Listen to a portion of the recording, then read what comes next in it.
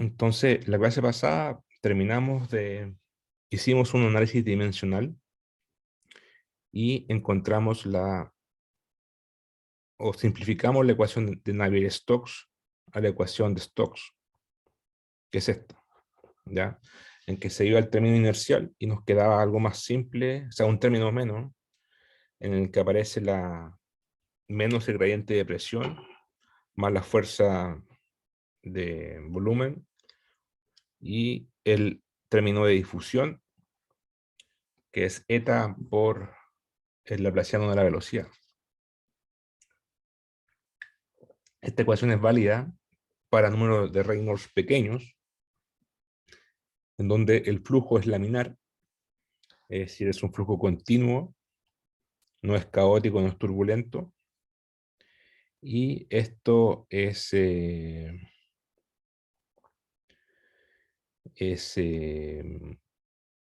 caso de tierra sólida, digamos, de flujos magmáticos, ¿ya? Flujo en la astenósfera, en que la viscosidad es muy alta.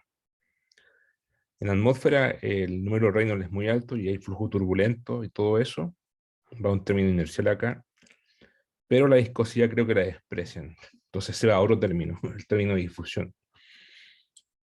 Eso es lo que yo entiendo, pero bueno, lo van a ver en la segunda parte del curso con Ricardo. Vimos ejemplos de cañerías, vimos el flujo de Couette, el flujo de Poiseuille, el flujo vimos el flujo de Poiseuille en 2D, o sea, en el plano, y en 3 dimensiones en la cañería. ¿Ya? Siempre la mecánica es la misma, se toma la ecuación de Stokes, se ven componente a componente esta ecuación, componente X, componente Y. Si es que en cartesiana, a veces puede que sea en coordenadas polares, cilíndricas o coordenadas esféricas. Ahí hay que trabajar con los gradientes en esférica o en cilíndrica, o los laplacianos polares, etc. Y se resuelve la ecuación diferencial con las condiciones de borde descritas por el flujo. Ya es casi siempre lo mismo. Pero hay una técnica que vimos el problema del cilindro, ¿cierto? Eso fue el último que vimos en la clase pasada.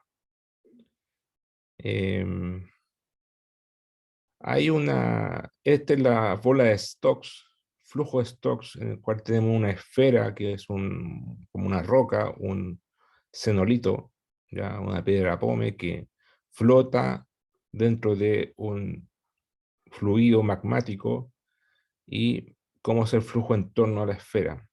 Bueno, este problema es largo porque requiere ocupar coordenada esférica y tiene varias condiciones de borde y la solución es bien larga el término de derivada del laplaciano y las soluciones son en forma de series de potencia.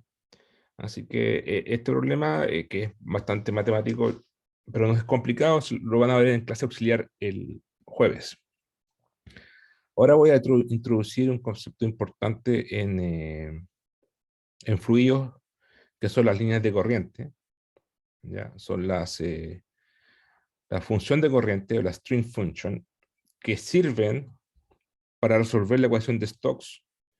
Es una herramienta matemática que sirve para resolver la ecuación de Stokes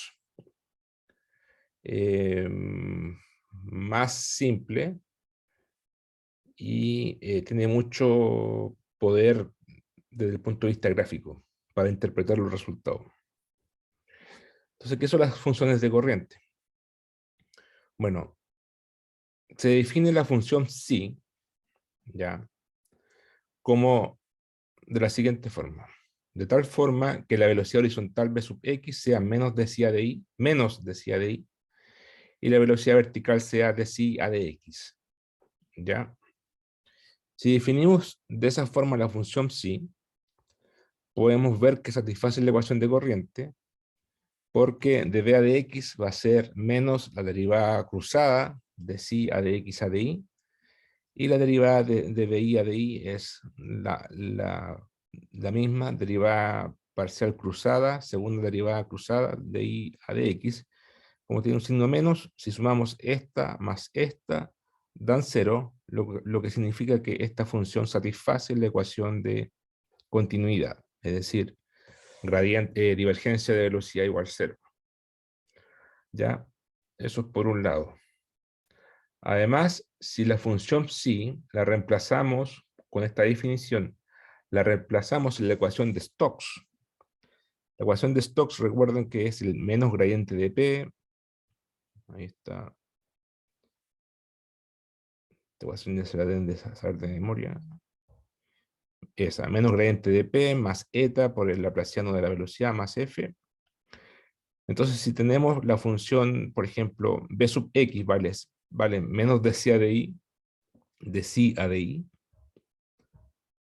como está ahí, y BI vale esto, entonces derivamos, calculamos dB a de X, vale eso, ¿cierto? Y volvemos a derivar con respecto a X, y nos queda la segunda derivada con respecto a X, aquí aparece una derivada tercera, y no aparece derivada tercera de X segunda de Y, ¿cierto? Eso sería el término derivado dos veces este.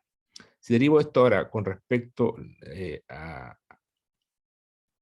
derivo Bx con respecto a y dos veces, va a ser derivar esto con respecto a y y a y, o sea, me queda tres veces con respecto a y, o sea, eso, ¿ya?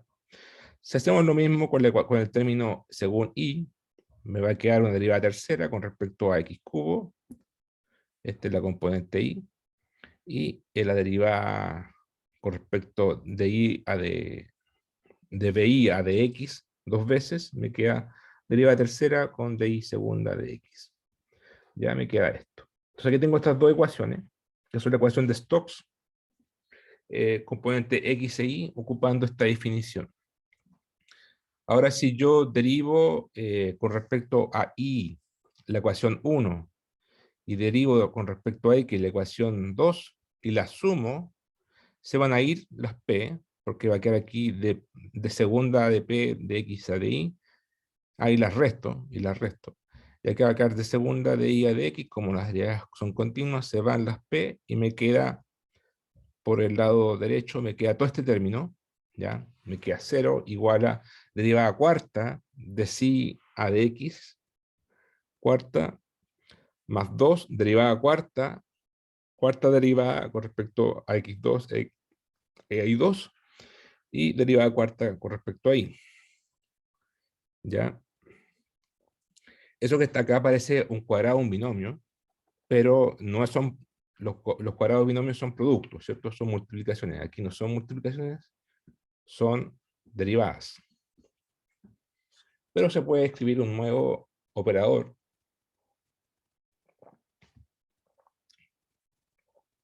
que es el operador biarmónico, ¿ya?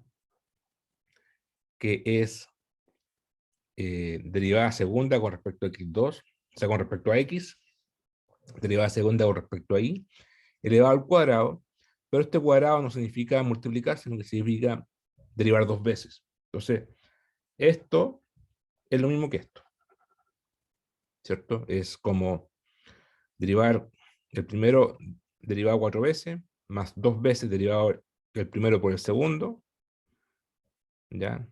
Decía la cuarta por 2x segunda, más decía la cuarta por d a la cuarta. ¿Ya? Eso es el operador biarmónico y se denota por es como un nabla elevado a 4.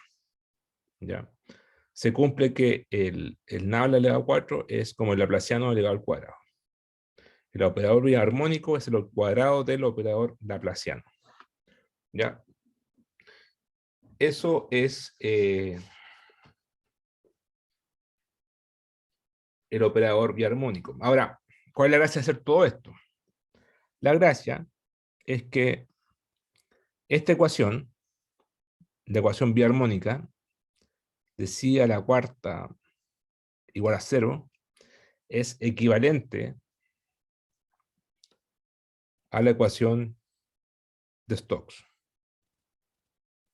Es equivalente. Entonces, si yo resuelvo esto, es lo mismo que resolver la ecuación de Stokes. Si yo encuentro psi, de esta ecuación. Bueno, ¿cuánto vale Bx? Muy simple. Bx vale menos dci a di y bi vale dci a dx. ¿Ya? Entonces esa es la gracia.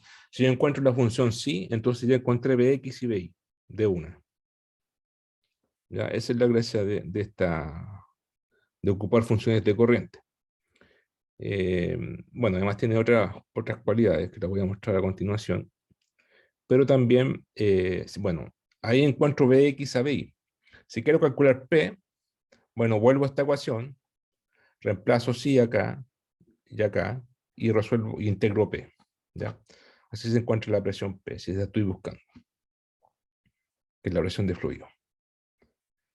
¿Ya? Entonces, ¿qué cualidades más tiene la función psi? Aparte de ser una herramienta equivalente para resolver la ecuación de Stokes.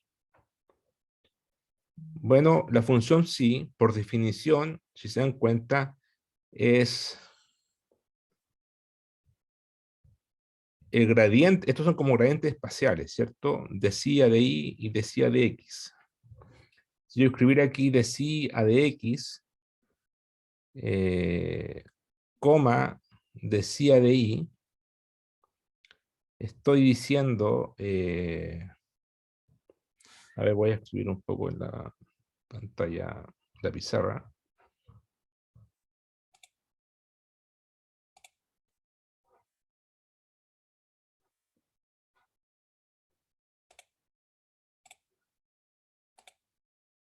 Si yo digo que Bx es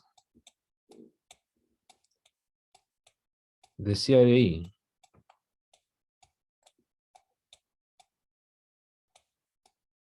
menos de psi a di y Bi es de psi a dx, entonces ustedes saben que si yo tengo la función psi, que es una función de x, y, ¿cierto? Una función escalar, el gradiente de la función psi sería algo así como de psi a dx,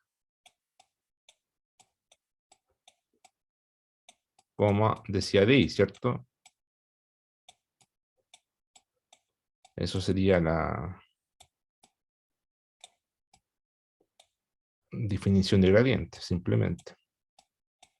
En este caso, de psi a dx vale bi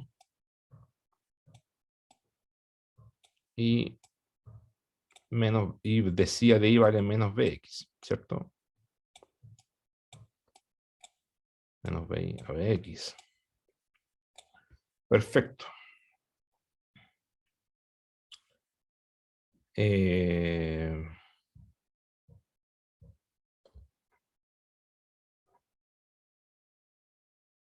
Menos bi a bx. ¿Ya?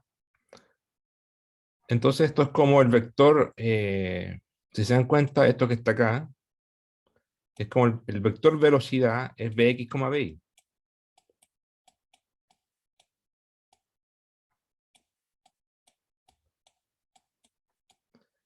Entonces lo que está acá es como el perpendicular,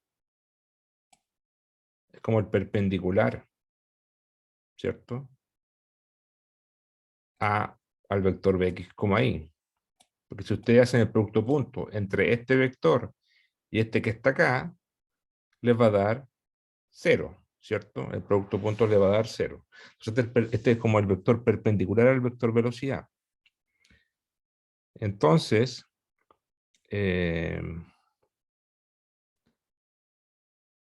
si ustedes grafican la función de aquí, espero que hayan leído el enunciado de la tarea, eh, grafican que van a que hacer la tarea 1 y 2 por lo menos, y yo creo que en bastante, de aquí hasta el término de su carrera como geofísico, sobre todo en la tesis, ¿ya? En la tesis siempre se trabaja con grillas, da lo mismo la especialidad de geofísica. hay que grillar y graficar grillas. Grillas son cosas como vectores x, y un valor. Puede ser una densidad, una velocidad, una resistividad eléctrica, una, qué sé yo, la magnitud del viento, ¿ya? Pero digamos la función sí en este caso. Entonces, x, y sí, entonces aquí ustedes grafican en colores la función sí. Entonces, si ustedes pueden calcular las curvas de nivel, ¿cierto? Curvas de nivel. ¿Qué significa curva de nivel?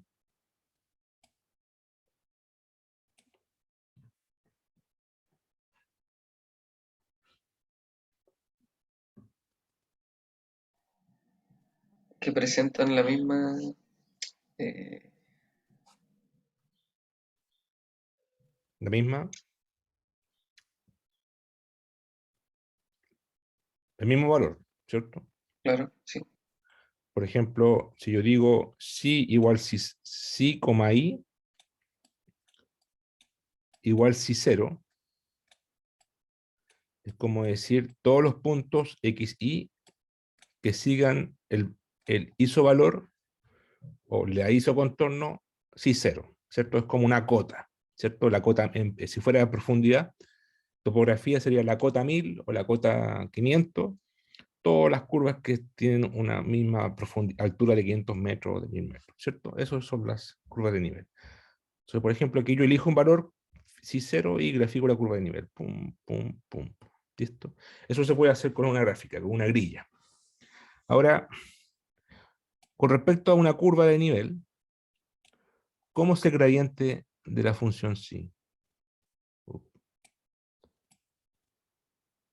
Si esta es la curva de nivel, ¿cierto? Y me paro aquí en este punto, por ejemplo. El gradiente de psi, ¿cómo es con respecto a este arco, por ejemplo? ¿Cómo va direccionado?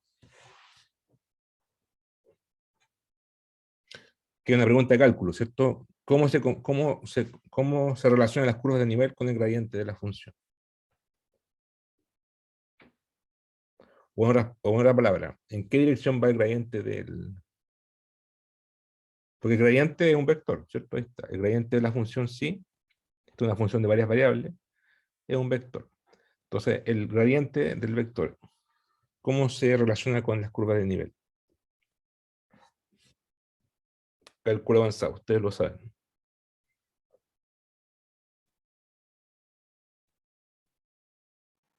o sea, el gradiente va en la dirección de como máxima variación, Claro. Y, y la de curva de nivel va en la de mínima dirección, ¿cierto? sí, Por lo tanto, son, como opuestos, claro, pero vectorialmente hablando, paralelos, no, po. Si uno va en la mínima y otro va en la máxima, entonces tienen que ser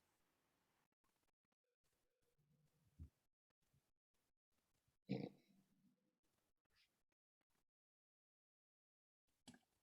perpendiculares. Perpendiculares. ah, Entonces, el gradiente iría así más o menos. Ahí iría el gradiente de la función psi.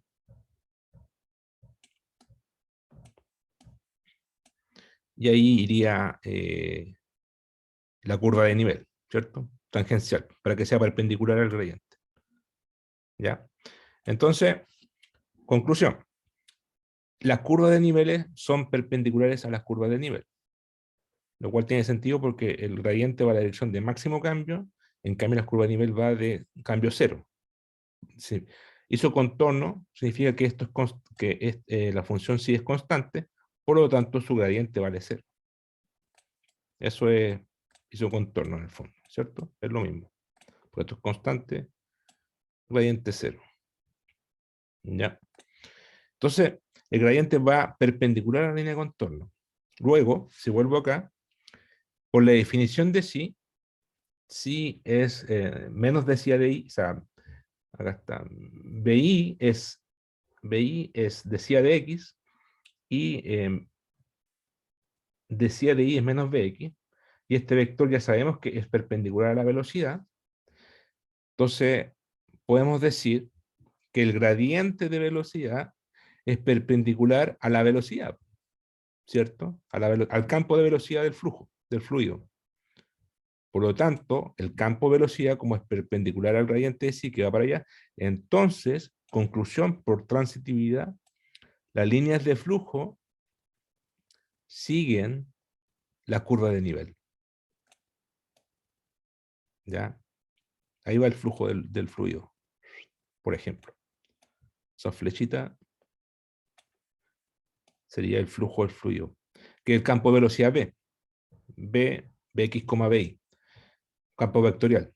Este campo vectorial es perpendicular a Bi, menos Bx, que es justamente el gradiente de psi. Entonces, si yo calculo las curvas de nivel de la función psi, estoy listo. Encontré las curvas, calculé el campo vectorial de la velocidad. ¿Se entiende?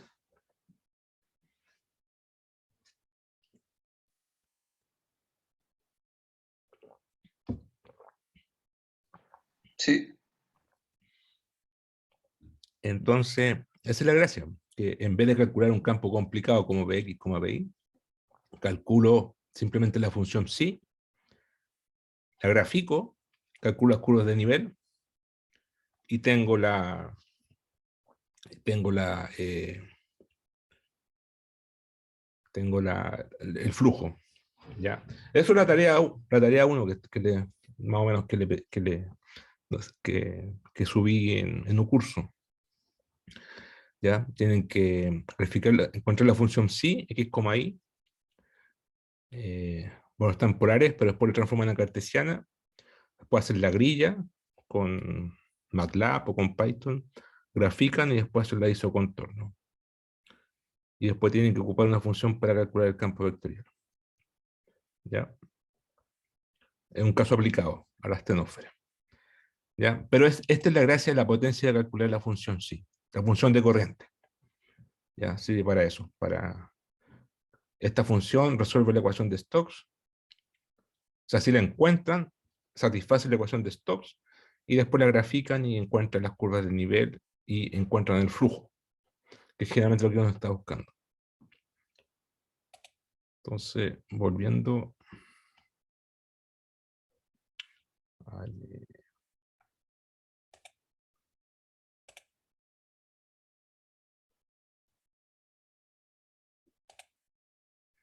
ya. Entonces,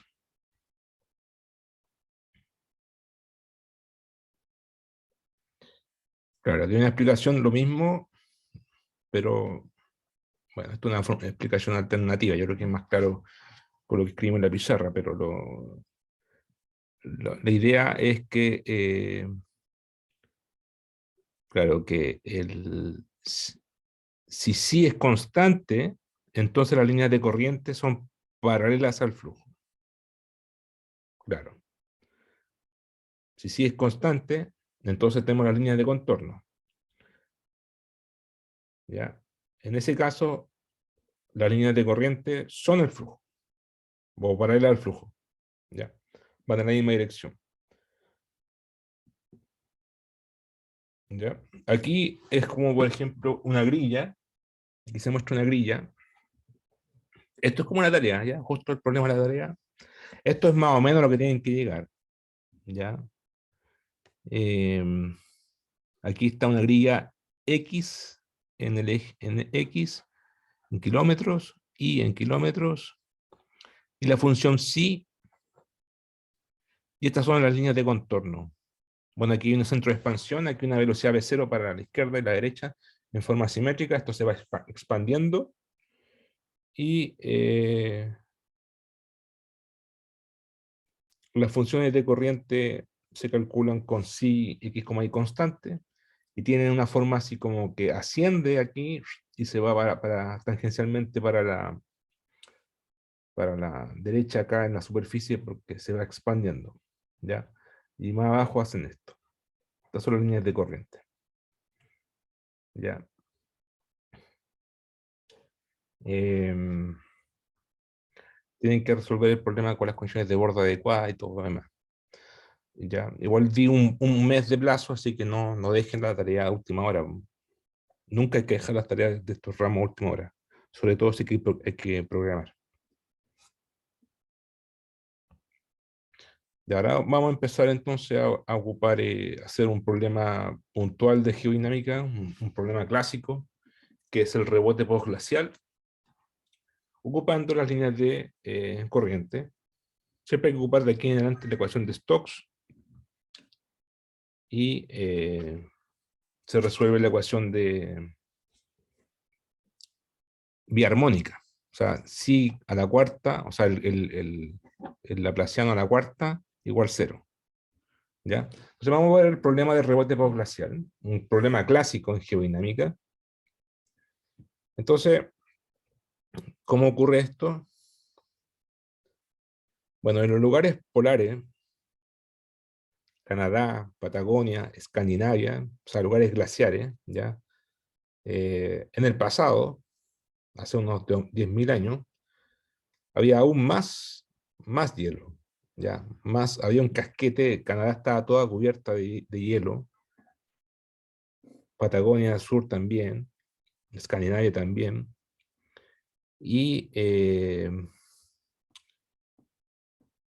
bueno, con el pasar de los tiempos, en los últimos 10.000 años, debido al mero efecto de la órbita terrestre, ya una cosa astronómica, se empezó a derretir porque la órbita terrestre se fue más cercana al Sol, entonces se empezó a derretir lentamente el glaciar. Entonces todo ese casquete glaciar se empezó a convertir en lagos glaciares, ya en glaciares más pequeños, y entonces todo ese peso que representaba el casquete glaciar se fue de la litósfera.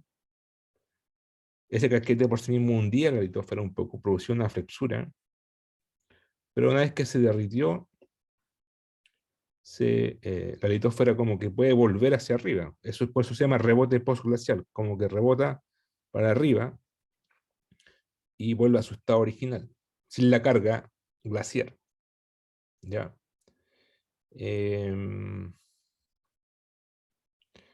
Entonces, el peso de las gruesas capas de hielo produce una subsidencia y cuando se derrite hay un rebote instantáneo, elástico, pero después sigue subiendo, sigue subiendo, sigue subiendo, y ese alzamiento es continuo en el tiempo, y se puede observar en las playas glaciares. A ver si tengo una imagen acá.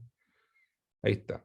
Aquí, por ejemplo, estoy en Canadá, y está en un lago glaciar, por acá está el centro del lago, y esto sigue alzándose, esta parte está más alzada, está más arriba, y estas líneas continuas son las líneas de costa, ¿ya? O de playas, que han ido emergiendo debido al alzamiento. Y si se dan cuenta, es continuo, ¿ya? Esto no se levantó todo de un salto, sino que ha sido continuo y sigue siendo continuo porque es un proceso viscoso, no es un proceso 100% elástico, es un proceso elasto-viscoso. Y todas esas líneas de costa se pueden datar, se pueden encontrar la edad en que se alzó y su posición relativa de altura. Por lo tanto, se puede hacer como una especie de serie de tiempo de la posición y de la edad de alzamiento, ¿ya? Entonces, ¿qué pasa geológicamente? Bueno, tenemos en la época glaciar, tenemos la litósfera, ahí está la litósfera en naranjo, y tenemos un casquete glaciar, ¿ya? Que es una carga. Esa carga deflecta la litósfera, la flecta, y abajo de la litósfera tengo la astenósfera, siempre le ponen manto, pero en realidad es manto astenosférico, ¿ya? Manto astenosférico. ¿Y qué va a pasar con esta carga? Bueno, aquí va a producir compresión, ¿cierto? Y en la parte de abajo va a producir tensión. Y el flujo que está en la astenósfera se va, po, ¿cierto? Si ustedes tienen una tabla, la cargan, el flujo se va a ir para, para afuera, o sea, para adentro, ¿cierto? Se va para adentro, en compresión y aquí se va abajo. Ya, ¿qué pasa si hago lo contrario? Si yo saco la carga, si yo eh, dejo de empujar la tabla, ¡pum! Y la tabla se va para arriba con fuerza, ¿cierto? ¡Pum! Aquí lo mismo, se derrite el hielo, se sale esa carga, se levanta, uplift, ¿cierto? Ahí es descargamiento. Se alza, se levanta. Primero hay un levantamiento brusco. Eso se llama el rebote instantáneo elástico, ¿ya? Pero después esto sigue levantándose en el tiempo. ¿Por qué? Porque acá hay un flujo viscoso. Entonces, aquí se invierte, aquí había compresión y tensión. Cuando se alza, hay tensión arriba y compresión abajo, ¿ya? Entonces, ahora el flujo, en vez de, antes era presionado para abajo el flujo, la presión de fluido iba para abajo, como ahora se descargó, entonces el flujo se va para arriba, pum, pum, pum, empuja, ¿ya? Entonces por eso se llama rebote postglacial, porque tengo una carga y después tengo un rebote, ¿ya? Y es postglacial. Este problema es un problema de fluido y se puede resolver con la ecuación de Stokes, que es lo que vamos a tratar de hacer acá.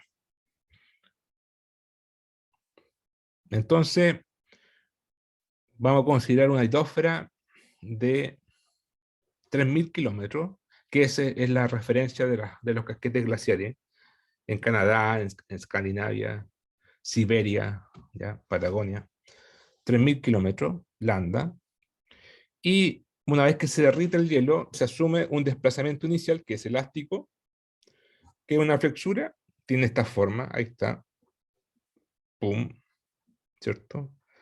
Simétrica, y tiene una forma como omega 0 por coseno de 2 pi x lambda, donde en x igual 0 tenemos la máxima amplitud, ¿cierto?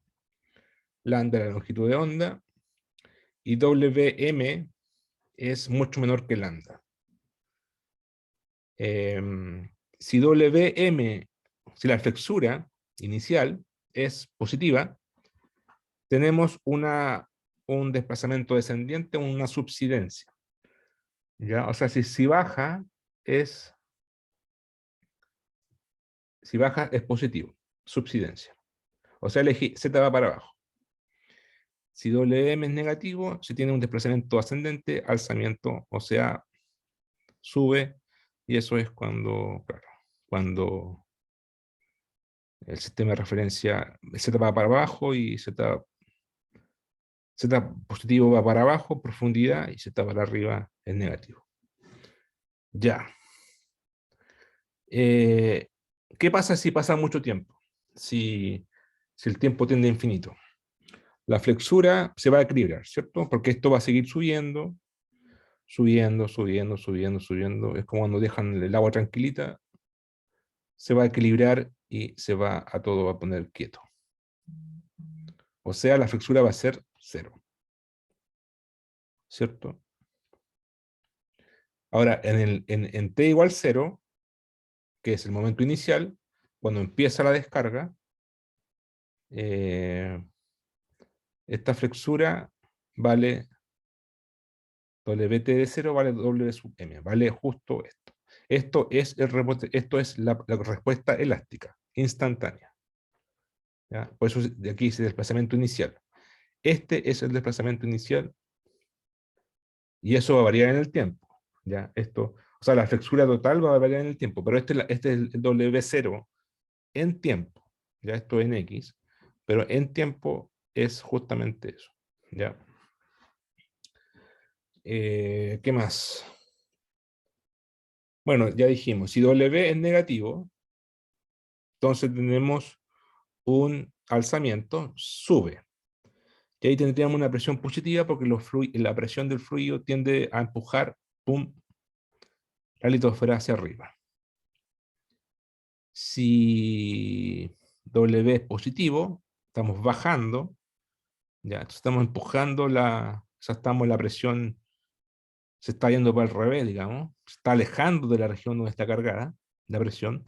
Entonces podemos decir que si tiene una descarga, el fluido es succionado, es como una succión, o se aleja de la litósfera, ¿ya? Presión negativa. ¿Ya? Entonces, presión positiva cuando empuja hacia arriba la litósfera, y cuando se aleja de la litósfera, eso es una succión. ¿Ya? Por eso es presión negativa. Alejación, eso es succión. Se aleja de la litósfera. ¿Ya? El rebote glacial ocurre debido a la naturaleza del flujo viscoso. ¿Ya? El hecho de que la astenósfera sea fluida, viscosa, transmite ese comportamiento, esa relojía hacia la litósfera, y por eso tenemos una respuesta viscosa de alzamiento lento en el tiempo o subsidencia lenta en el tiempo. Es más que nada una transmisión del comportamiento viscoso de la astenósfera hacia la litósfera. ¿Ya? Entonces, ¿cómo se resuelve el problema? Ya tenemos las condiciones de borde, tenemos que encontrar la función de corriente psi. Ahí está la función psi, hay que resolver la ecuación biarmónica, que es esta. ¿Ya? Y este biarmónico es esta ecuación de acá. Y estas son los de Stokes, componente X, componente Y. Bueno, aquí bastante herramientas matemáticas, ecuaciones diferenciales. Generalmente se resuelve con el método de separación de variables, en el cual ocupa una función X multiplicada por una función Y. ¿Ya? La función X ahí está escrita en forma explícita y es un seno. ¿Y por qué es un seno?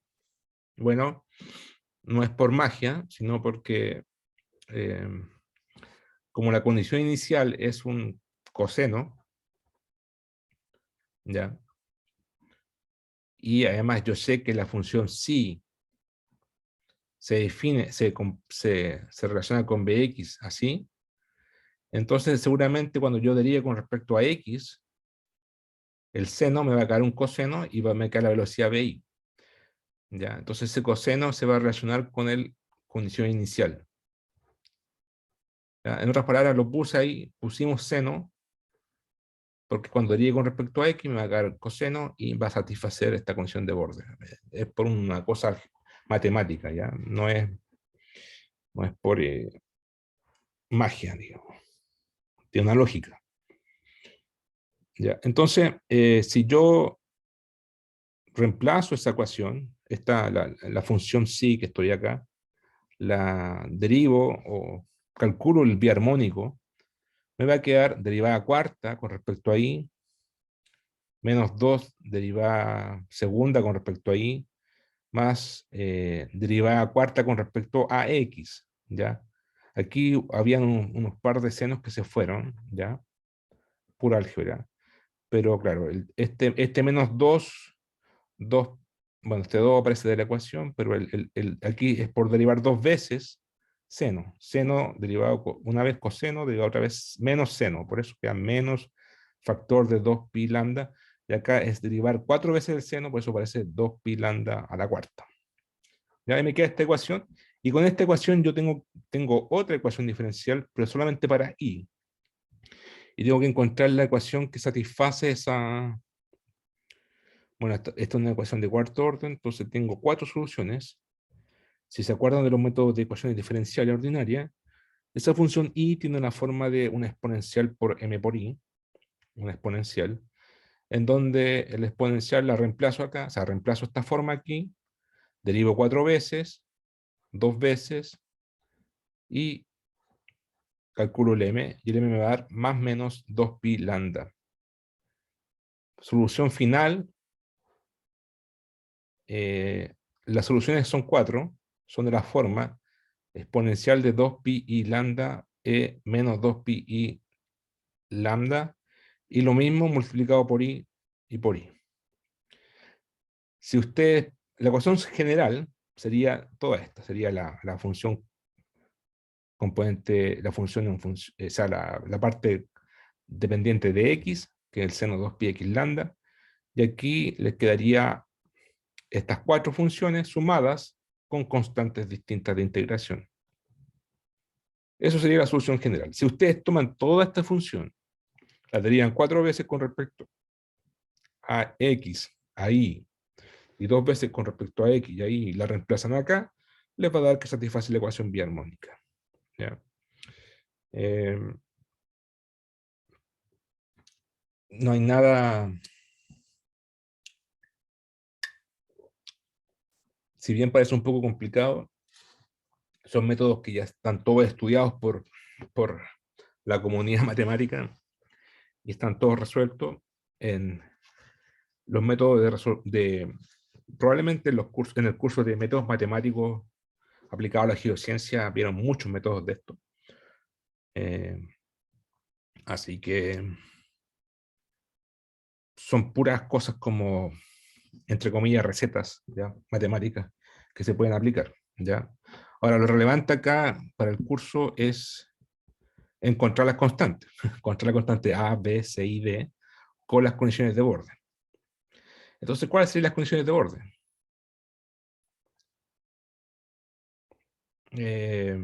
Primero, ¿qué pasa si, recordar que esto es como un espacio infinito, ¿cierto? Porque tengo la astenósfera que va para abajo bien profundo. Entonces, ¿qué pasa si I es muy grande? Si I es muy grande, ¿qué pasa con este término?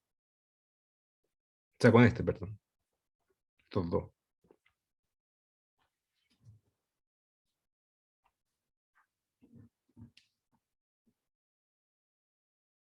Se van a infinito. Se van a infinito, ¿cierto? Entonces tengo que se van a diverger. Entonces la función no puede diverger porque la función psi es una función relacionada con las velocidades, ¿cierto? La derivada de psi está relacionada con las velocidades Vx, Vy. Y la velocidad no puede ser infinita porque tendría energía infinita, lo cual es imposible físicamente.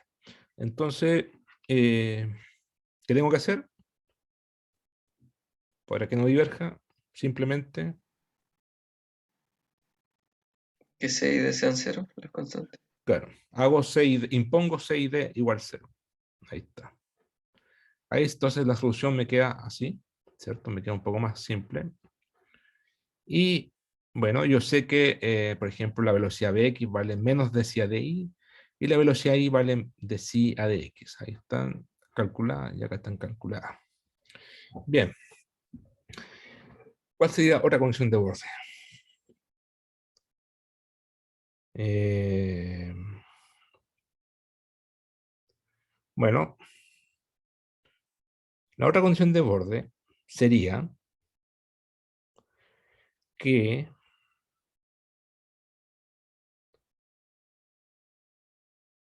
la interfase litósfera-astenósfera, que sería esta curva,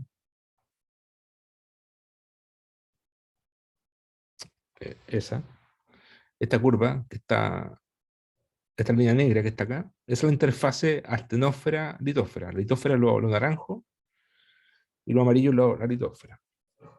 Entonces, esa litósfera, o sea, esa interfase está relacionada,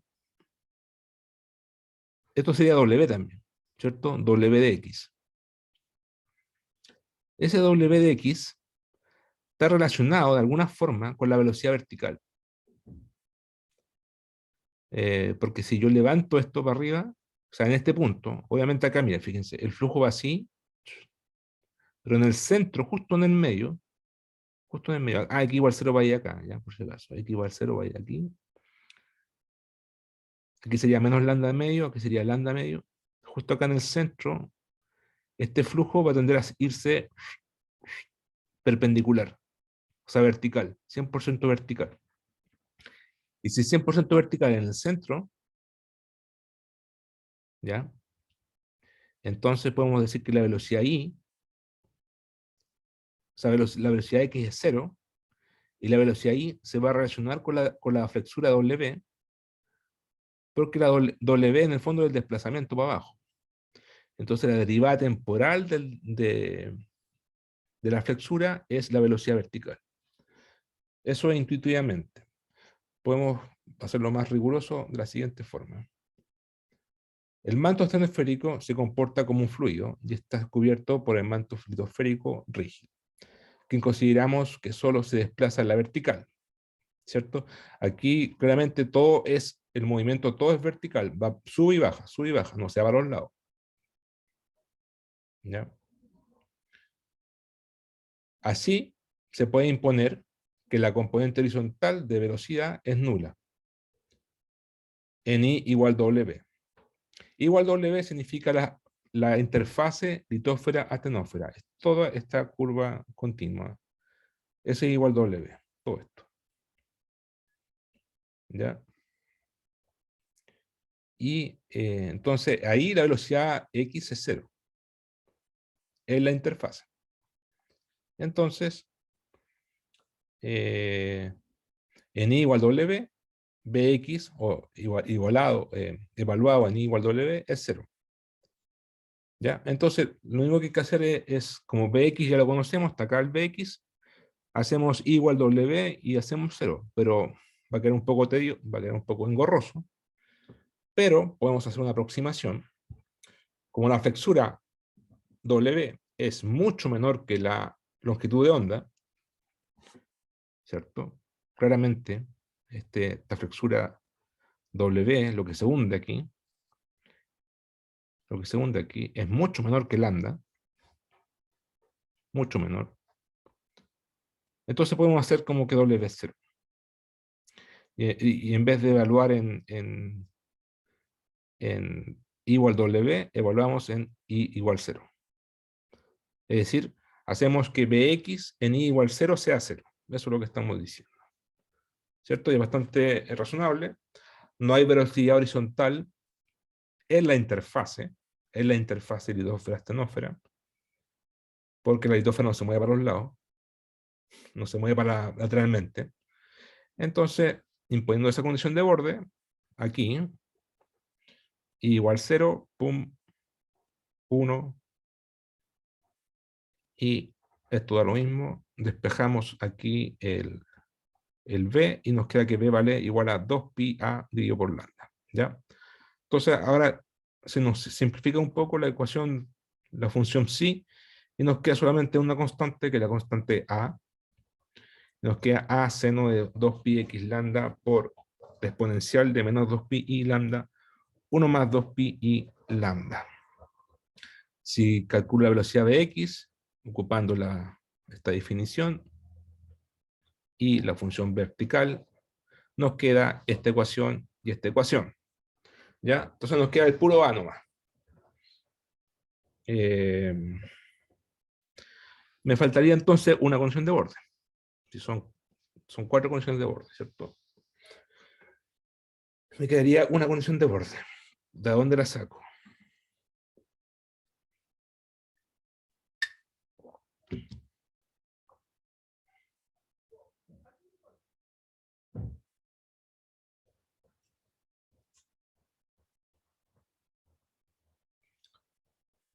Eh,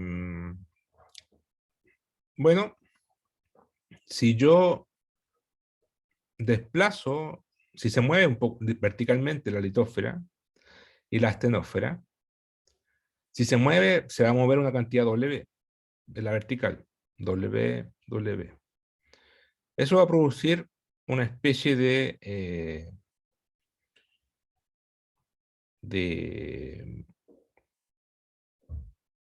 de presión hidrostática. Porque si yo levanto W, el manto astenosférico es como levantar una columna de fluido astenosférico de altura W. Y eso tiene asociado una presión hidrostática normal, sigma II, que es ρm por G por W.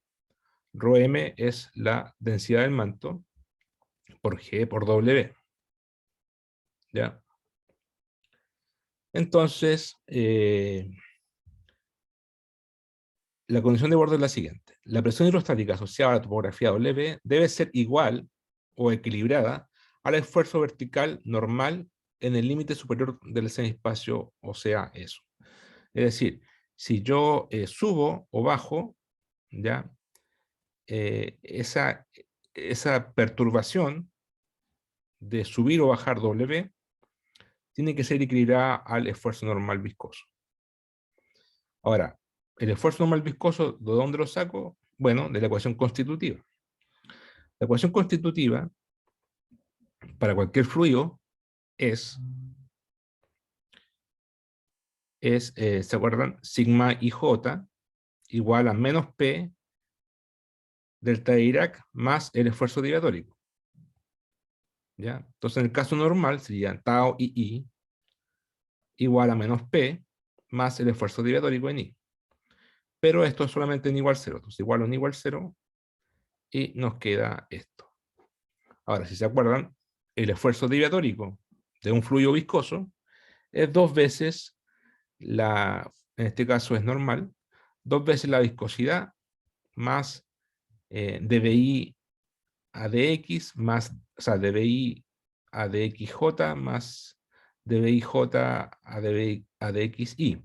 Pero como I igual I y J igual I, entonces nos queda 2 veces dBi a di. Ya, esto es el esfuerzo diatórico. Es cosa que ustedes ven en las ecuaciones que están acá atrás, o sea, van a la ecuación constitutiva, que la pasamos como hace 2 clases o 3. Esta. Eso. ¿Ya? Sigma igual a menos pi por más 2 eta epsilon punto, o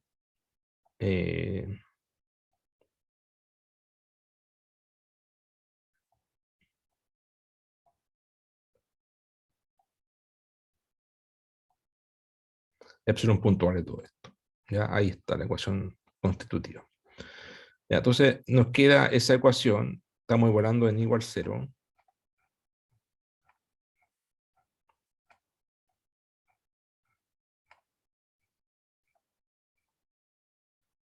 Aquí estamos igualando en igual 0.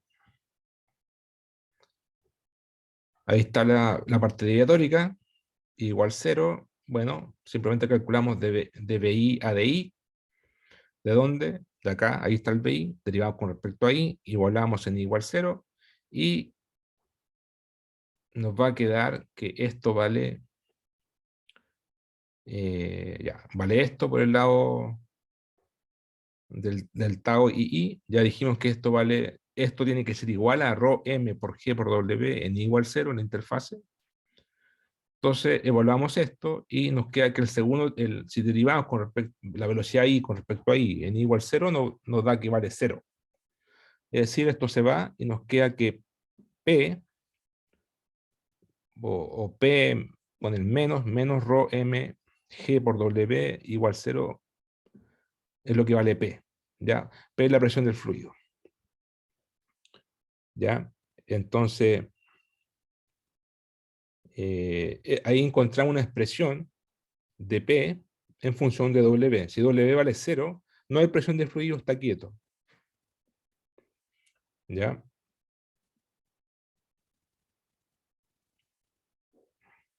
Si si W es negativo, la presión es positiva, y si W es positivo, la presión es negativa. ¿Ya? Entonces, presión negativa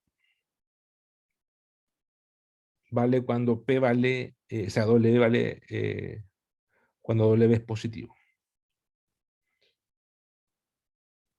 Bien.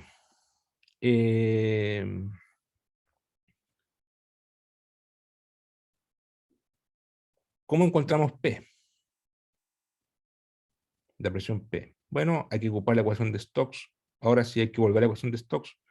En la componente X, por ejemplo, aquí está el gradiente de presión más el laplaciano de la componente Bx, ¿cierto? Aquí no estamos incorporando la fuerza. Esta es la ecuación de Stokes. Ya conocemos Bx, ahí está Bx.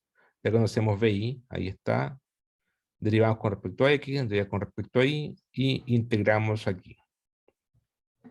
¿Ya? Entonces, simplemente reemplazamos el Bx y el Bi.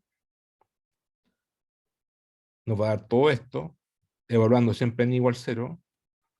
¿Por qué siempre estamos evaluando n igual 0? Porque estamos en la interfase astenósfera litósfera. Todo esto es válido en la interfase. La interfase en rigor es I igual W, pero ya dijimos que W es mucho menor que lambda. Por eso estamos en la interfase I igual 0. Entonces nos queda una integral en función de X nomás. ¿Ya? Bueno, si ustedes hacen esto, si ustedes derivan dos veces la velocidad y dos veces la velocidad X e Y igual a n igual 0, les va a dar esto. Y ahora sí podemos integramos una vez con respecto a X, ahí está, P igual 0, vale todo eso. Y por otro lado dijimos que vale P igual menos rho mg. Entonces, o al revés, P vale menos rho mg. Menos rho mg por W. Despejamos de aquí, despejamos W, pum, menos para allá. Nos queda menos 2 eta a rho m por g, todo esto es constante por coseno. Entonces, aquí encontramos una relación entre la flexura y X. N igual 0. Ahora, o la interfase, si se quiere, ¿ya? En la interfase. Para cualquier tiempo, ¿eh? Para cualquier tiempo. Entonces, la pregunta es, ¿cómo se relaciona W con la velocidad vertical? Bueno, está claro que la velocidad vertical es la derivada temporal de W, porque W es el desplazamiento vertical, ¿cierto? La flexura sube y baja verticalmente. Entonces, si yo derivo con respecto al tiempo la flexura W, eso es justamente B sub I. Es B sub I. ¿Ya? Entonces, B sub I, por ejemplo, está acá. Ahí está B sub I, ¿cierto? N igual 0, hago igual 0 acá. Me queda A2 pi y lambda coseno 2 pi x lambda. Por eso puse esa expresión aquí. A2 pi lambda por coseno 2 pi x lambda. Eso es B sub I. Eso es derivada segunda con respecto a t. Entonces, si yo agarro toda esta ecuación, o sea, si yo agarro esta ecuación, con esta, ¿ya? Las divido, por ejemplo, se van los cosenos, ¿ya? Se van los A, me queda una constante, y por un lado me queda el menos omega, menos W, y por otro lado me queda la derivada temporal de W, me queda esta ecuación diferencial que liga la flexura W con su derivada temporal, que es una ecuación diferencial simple. Esta ecuación diferencial la puedo yo integrar. La integral de esto es una exponencial, ¿cierto? Sería W igual Wm por E elevado a menos lambda G por ρ por el tiempo por 4 pi eta. Esto se puede reescribir como la amplitud Wm, que es el momento, la flexura inicial, por la exponencial menos T dividido por T sub R. Creo que este sub R es un tiempo de relajación característico que vale 4 pi eta dividido por rho g lambda. ¿Por qué es un tiempo de relajación? Porque si T sub R ahí es positivo, ¿cierto? Entonces, a medida que pasa el tiempo, esta exponencial va a tender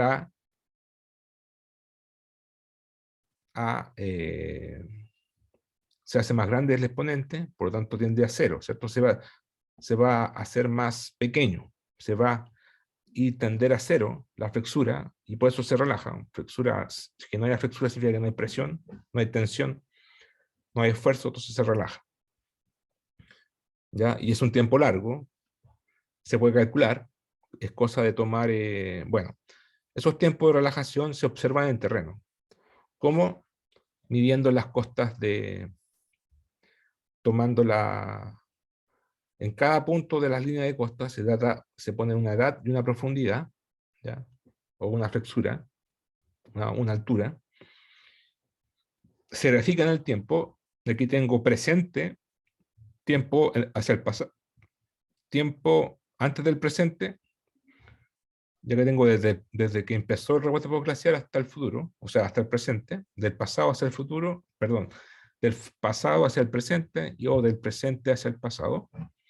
Estos puntitos son las mediciones, ¿ya? En cada línea de costa. Entonces, en cada línea de costa yo tengo una profundidad y un tiempo, y coloco estos puntitos acá, ¿ya? Después yo ocupo una función de la forma W igual una constante, como está acá, Wm por una exponencial menos t dividido por t sub r. Ustedes ajustan con la mejor curva posible, pum, y ese tiempo t sub r, que ajusta mejor los datos, ¿ya? Porque los datos son los que mandan, que ajusta mejor los datos, es un tiempo t sub r de relajación de 4.400 años, con una amplitud de 270 metros, digamos, ¿ya?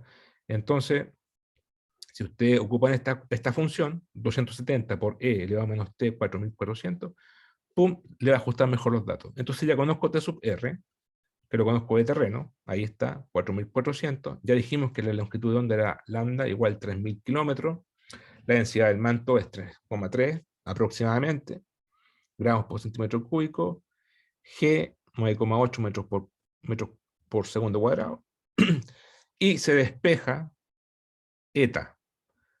Este problema se hizo hace mucho tiempo, antes de la Segunda Guerra Mundial, y no se entendía bien si el manto era viscoso o no, el manto astenosférico era viscoso o no. Algunos decían que no, que era sólido. Pero con esto se demuestra que sí es viscoso, es súper viscoso, pero tiene una viscosidad de eta igual 10 elevado a 21 pascal por segundo. O sea, si ustedes reemplazan aquí el G, el ρ, el lambda y el TR, despejan eta, le va a dar que eta vale 10 elevado a 21 pascal por segundo, que es bastante alto, pero sigue siendo un fluido viscoso. Y esto es importante porque permite que haya convección en el manto, ¿ya? Entonces ahí tenemos el rebote postglaciar. En el presente, fíjense que esto de alzamiento, entonces el alzamiento es mayor en el pasado, hace unos 9.000 años, ¿cierto? 9.000, hay más error, mientras más el pasado, más error de medición, pero después empieza a ser bastante consistente. Hace 7.000 años empieza a bajar el alzamiento, ¿cierto? ¿Por qué? Porque nos vamos más hacia la parte más profunda, y eso significa que estamos en la parte más... Hay menos alzamiento porque se está estabilizando lentamente, y nos vamos así hacia el presente, y empezamos aquí a cero alzamiento, y bueno, esto podría continuar, ¿cierto? Si sigue midiendo, y se calculan estos puntos, y se calcula el tiempo de relajación, y con el tiempo de relajación se puede calcular la viscosidad, ¿ya? Este es un modelo 1D. Aquí hay algunas observaciones, ¿ya? Hemos considerado solamente la respuesta de una superficie espacialmente periódica. Claro, aquí hicimos solamente para resolverlo de forma analítica, si no es imposible. Consideramos una longitud de onda única, lambda, constante. Entonces la topografía la simplificamos un poco, la flexura la simplificamos, pero dado que el problema es lineal, ¿ya? Ustedes saben que cualquier función complicada se puede escribir en función de seno y coseno por la transformada de Fourier, ¿cierto? Entonces, si calculamos para una frecuencia, basta sumarlos para la otra frecuencia linealmente y se tiene una solución compleja. Entonces, dada la linealidad del problema, se puede hacer una superposición de soluciones armónicas para reproducir una superficie más realista, ¿ya? Entonces, este problema se puede hacer se puede hacer en 3 dimensiones con topografía más complicada, simplemente sumando todas las longitudes de onda que correspondan. También en los modelos más realistas se considera una viscosidad no constante. ¿Ya? Se resuelve con una ecuación diferencial, o sea, con una viscosidad que depende del tiempo, ¿ya? Y, y ahí se debe resolver con métodos numéricos, ¿ya? En vez de resolverlo analíticamente, como lo hicimos acá, con separación de variables, la ecuación diferencial, hay que hacerlo con métodos numéricos, diferencias finitas, elementos finitos, etc.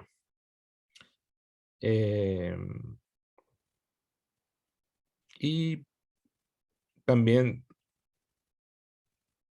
bueno, también se puede hacer una flexura más complicada con espesor de elásticos eh,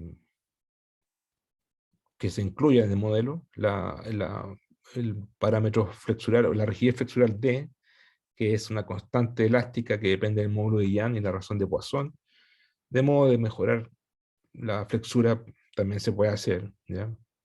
Sin embargo, todo lo que hicimos a la escala que trabajamos, es un buen ajuste, tiene un buen ajuste, con una viscosidad promedio bastante buena, 10 elevado a 21 pascal por segundo, así que es un buen comienzo, y modelos más complicados se pueden hacer, requieren más datos también, ¿cierto? Trabajar en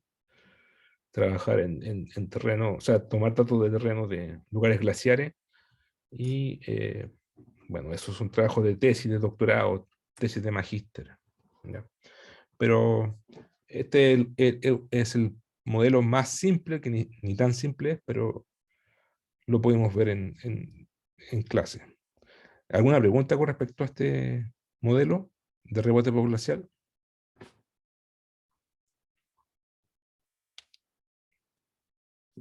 No, no por mi parte. Ya. Ya, pues entonces estamos claros entonces con la tarea 1.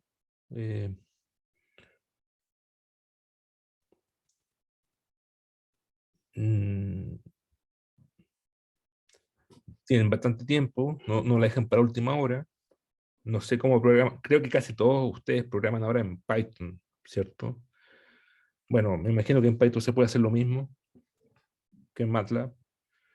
Eh, el auxiliar sabe de Python, así que pueden preguntarle a él también.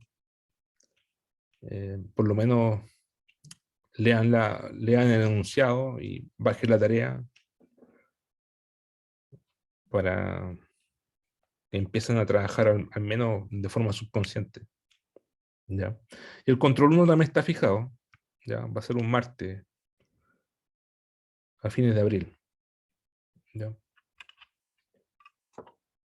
Bueno, si no hay comentarios, seguimos mañana. ¿Ya? Chao. Chao, profe. Nos vemos mañana en la tarde. Chao.